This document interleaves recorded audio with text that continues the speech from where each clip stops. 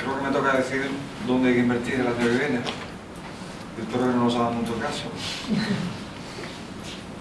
Vamos a ver un poco, en base a este escenario, qué es lo que puede pasar.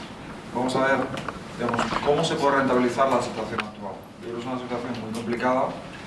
A nadie se le escapa que la crisis va a durar todavía mucho tiempo, pero también no es menos cierto que son en estos momentos complicados de mercado cuando se pueden generar grandes oportunidades de inversión, siempre y cuando, yo diría, uno tenga la cabeza fría. ¿Qué es importante a la hora de demostrar una estrategia de inversión, a la hora de asignar, digamos, en una cartera cuáles son los activos más recomendables? Yo creo que al hilo de lo que decía Miguel Ángel anteriormente, yo creo que no hay que olvidar cuál es el cambio estructural que está sufriendo la economía internacional, que es un cambio muy profundo.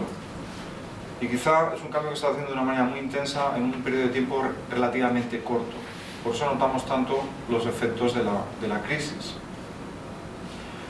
Entonces yo creo que características que tenemos que lidiar en este escenario, pues yo diría, una muy obvia es el desapalancamiento. O sea, se ve de una forma muy evidente en el sistema financiero, pero también se puede ver en otros muchos sectores. Hablamos de un mayor intervencionismo público. Yo creo que esto también es una de las consecuencias con las que nos toca trabajar. Estamos hablando cada vez más regulación, más supervisión, como si todo lo que hubiera antes no hubiera funcionado. Y la solución es más intervencionismo. Desde el punto de vista económico, sabemos que esto no es la solución, pero probablemente muchas autoridades y muchos gobiernos se quedan más tranquilos si son capaces de controlar más. Hablamos de un auge de los mercados emergentes, que es otra de las características que sale, yo diría, vencedora de esta crisis actual. Los mercados emergentes empiezan a jugar un papel determinante. Probablemente sean más del 50% del PIB de la economía mundial, y las previsiones que hay para los próximos 10 años, yo diría, también son escalofriantes, ¿no? Probablemente en los próximos 10 años, de los 10 países que más aporten al crecimiento de la economía mundial, solamente va a haber uno que se ha desarrollado, que es Estados Unidos.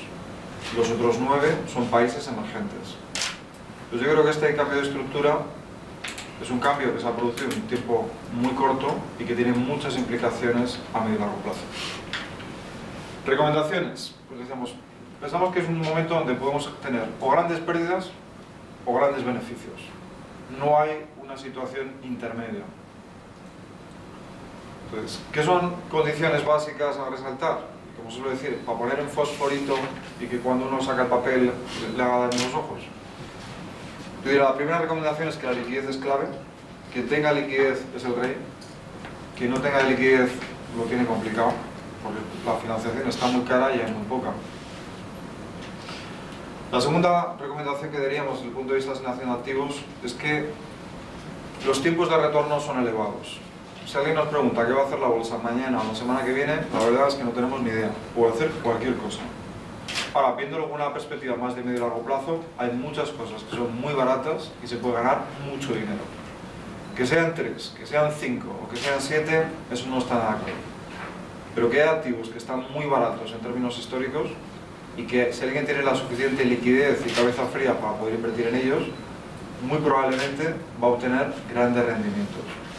Las crisis son momentos para poder obtener fuertes ganancias. Otro tema muy importante que estamos resaltando, la rentabilidad tiene que ir ajustada por el riesgo. ¿Y qué significa esto? Pues un mensaje que estamos dando muchas veces, puede ser mejor un depósito al 3 que un depósito al 5. Quizá esto no se diera hace 5 años, pero a día de hoy la diferencia entre uno y otro se denomina riesgo. Y quien dice un depósito, dice un bono o dice cualquier otro tipo de activo. Pues la rentabilidad tiene que estar muy ajustada al riesgo. Entonces se da la circunstancia que en un momento como el actual es mejor ser prudente, ir a por algo mucho más seguro, a pesar de que otras cosas pueden estar pagando mucho más.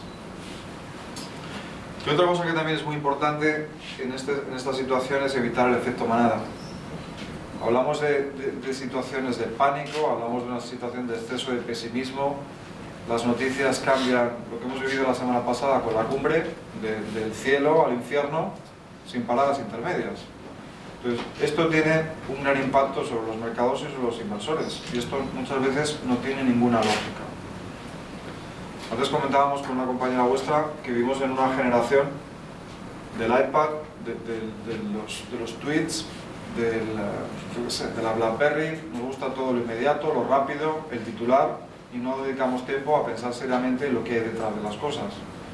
Y todo eso yo creo que también está teniendo su parte de influencia sobre la evolución de los mercados financieros. Entonces, ¿cuál es un mensaje muy importante? Tener la cabeza fría y huir de la manada. Porque la manada, yo diría en muchos casos, no piensa, sale corriendo. Vámonos a la hora de asignar activos a lo peor que puede pasar. Esto es un ejercicio que hemos hecho, digamos, dentro de la casa, que va muy digamos, de la línea de lo que suelen ser los escenarios que se denominan del sombrero negro, los Black Hat. Y esto viene, digamos, un poco la experiencia que había cuando a alguien se le juzgaba en el Reino Unido, hasta hace no mucho. Lo peor que le podía pasar a un acusado es que le condenaran a la muerte. Pues cuando entraba el juez en una sala y llevaba un sombrero negro, eso significaba que la condenan a muerte. Entonces, por esa historia, nos quedamos con esta parte del análisis.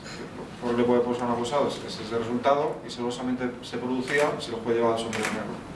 Entonces, el sombrero negro para nosotros es lo peor que puede pasar. Y puede que la probabilidad sea muy pequeña, sea mejor de una centésima de millón, pero si hay una pequeña probabilidad, pues a lo mejor merece la pena pensar en detalle cuáles son las consecuencias. Entonces hay 4 escenarios que pueden ser catastrofistas, por decirlo de alguna manera. El primero, la desaparición del euro. Hace un año, no en este mismo sitio, porque estábamos en otra planta, pero vamos, en este mismo formato, veníamos a decir que el euro no se va a romper. Va a haber mucha tensión, va a haber muchas dudas, va a haber muchas circunstancias complicadas, va a haber mucho miedo, pánico. Mucha gente se lo va a poder plantear, pero si uno hace un análisis serio de cuáles son las consecuencias de desintegrarnos, yo creo que nadie sale beneficiado. Y eso es un tema que los economistas llamamos a veces un equilibrio de Nash, donde si alguno de los participantes cambia de estrategia, no mejora su situación. Entonces, esta razón nos lleva a pensar que si el sentido común y la lógica prevalece, el euro va a continuar. No quiere decir que vaya a continuar de la misma manera, pues probablemente, como decía Miguel Ángel, perdamos mucha autonomía, no tengamos control sobre la política fiscal, tengamos un tesoro europeo, habrá muchas cosas que van a cambiar. Vamos a tener mucho más gobierno corporativo en Europa, lo cual no es malo. Pero de ahí a romper el euro es de la noche a la mañana. ¿Hay alguna posibilidad de que finalmente se rompa? Bueno, yo diría, tenemos la misma posibilidad que esto se rompa, pues de que en Europa decidamos autosuicidarnos. También podemos decidir suicidarnos todos. Bueno, pues si se suicidan 300 millones de personas, la posibilidad está ahí. Ahora, la probabilidad, yo diría, tiende a cero, ¿no? Como el límite. Segundo riesgo que tenemos ahí, yo diría muy catastrofista, China. China ahora mismo es la locomotora del mundo. Pues todo lo que pueda pasar en China nos afecta a todos en primera persona. Y es lo que China, todavía es un mercado de capitales muy cerrado y poco a poco se va abriendo. Pero ahí pensamos que el gobierno tiene suficiente margen de maniobra para poder controlar la economía. Y la situación en China no es tan complicada como puede parecer a primera vista. Digamos, ellos están lidiando con, digamos, una situación de desarrollo natural a un proceso de industrialización económica. Entonces, bueno, ¿van a tener desajustes? Sí. ¿Son desajustes manejables? También. El tercer riesgo que está ahí, y probablemente sea uno de los más complicados, es la deflación, que por un ejemplo es la situación que está viviendo Japón desde hace prácticamente 15 años. Un escenario donde los precios bajan de manera consistente, pues es un escenario económico donde no sabemos muy bien cómo salir de él. ¿Esta probabilidad es elevada? No, tampoco. La probabilidad de que tengamos un escenario de deflación es muy reducida. Entonces, el último escenario catastrofista, que probablemente de los 4 sea el que tenga algo más de probabilidad, es un escenario de bajo crecimiento económico en el mundo a nivel general, con un crecimiento sostenido de los precios. Ahora mismo estamos en una situación de crisis y lo importante es salir de ella. Y para ello, la política monetaria está tomando un cariz muy expansivo. Los bancos centrales están aumentando el tamaño de su balance. Y esto probablemente, siguiendo a Friedman, a la teoría monetaria, en algún momento determinado se va a traducir en inflación. Entonces, esa inflación es un problema, pero también yo diría es un problema conocido y es un problema que sabemos cómo salir de él. Entonces, ese escenario que no es positivo, al menos es un escenario conocido, que con una recesión en unos cuantos años se puede salir hacia adelante. Entonces, de los 4 escenarios, probablemente el más probable que nos vamos a encontrar a medio plazo sería una estanflación. ¿Significa eso que los precios van a crecer en 2012? Pues muy probablemente no, todavía no hemos llegado a esa fase. Pero mirando a medio plazo es un escenario probable que no hay que descartar. ¿Qué haríamos en ese escenario desde el punto de vista de la asignación de activos? Pues probablemente aquí tienes una tabla donde nos está diciendo para cada uno de ellos cuál podría ser el activo en el que hay que invertir. ¿Por qué dedicamos tanto tiempo a pensar en estas cosas? Porque muchas veces cuando hablamos nuevamente del corto plazo, de la situación, de la noticia, del derrumbe de los mercados, muchas veces el corto plazo contamina los análisis. Y esto es muy parecido cuando uno pilota un avión. Si tiene un fallo de motor no se puede poner a pensar.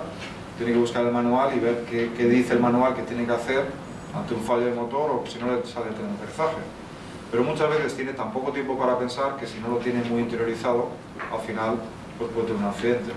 Desde el punto de vista de asignación de activos, este sería el cuadro que puede ser una guía sobre qué hacer en cada uno de los escenarios. De todos, el más probable, yo diría también el más favorable a esta inflación, es la parte de la renta variable. Podemos tener una caída al principio y una subida fuerte al principio. Es la mejor cobertura que existe contra la inflación, la más barata.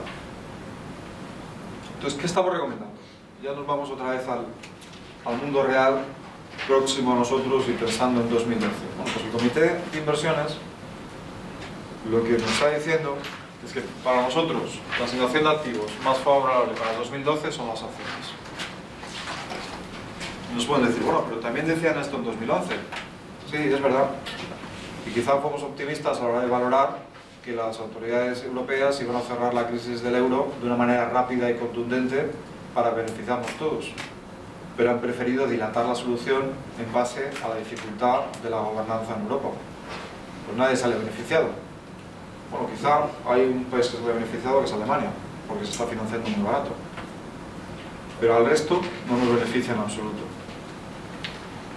Para 2012 pensamos que es el activo más interesante en términos de rentabilidad y riesgo. Y sé que con lo que está cayendo, y que probablemente el último día la bolsa cayó un 3%, la gente se asusta. Bueno, yo diría con la perspectiva de medio y largo plazo y en base a métricas, en base a sentido común, lo que más merece la pena a la hora de invertir, lo más interesante es la bolsa. Respecto